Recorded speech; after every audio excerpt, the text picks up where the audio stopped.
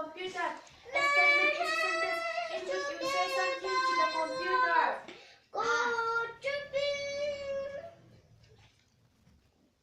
A statement is a sentence in which you say. A statement is a sentence in which. A statement is a sentence in which. A statement is a sentence in which you say something to the computer. In the basic language, the instruction will give the computer is called a statement. What do you mean by constant?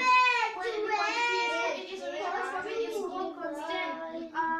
Constant are of two types. One is numeric constant and the other is string constant. The variable. The quantity is which we do in the execution of the program are called the variable. Write a variable variable as a variable. It is a variable. It always represents a constant. It always represents a numeric constant.